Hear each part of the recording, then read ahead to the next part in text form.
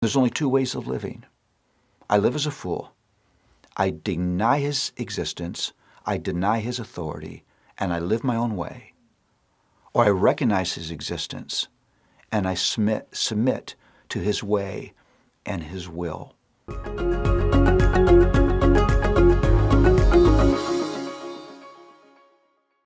Well, as we continue our introduction to the Proverbs, here's the next thing that I think is important to understand. It's this, that every proverb is rooted in the soil of the law of God.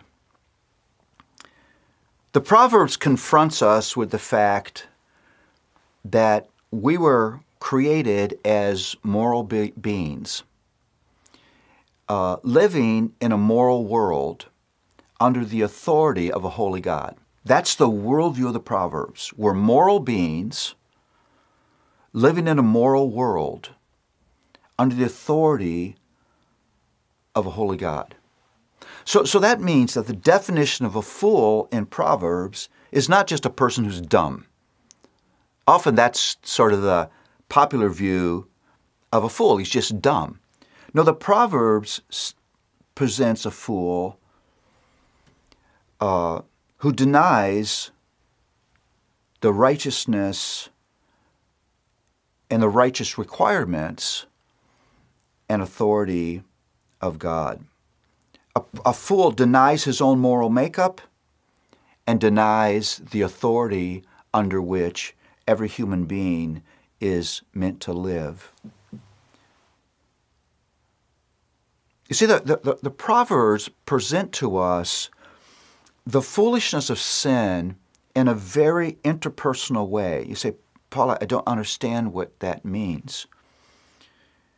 If you work your way through the Proverbs, ignoring the wisdom of Proverbs is again not just about being dumb, it's about or breaking some moral abstract code.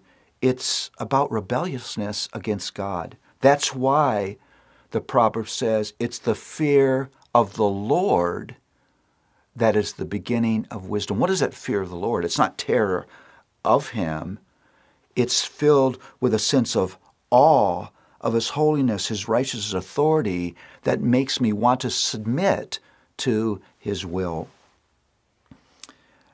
Foolishness is presented in the Proverbs as rebellion against God. Now, that fits with exactly how the law is presented in Scripture. Think of the Ten Commandments. If you look at the Ten Commandments, the first set of commands is about God being in his rightful place. It's about the worship of God, about the rulership of God over your heart. Because unless God is in that place, you will not have a prayer of keeping the rest of the commands. It's a vertical view of law. Whenever I work my way through the Proverbs, I think of David and his confession in Psalm 51. David had committed adultery and then followed it with murder. And he says this in verse 4, against you, speaking to God, against you and you only have I done this sin, this evil in your sight. You see, he's saying, my sin is not just against Bathsheba and her husband,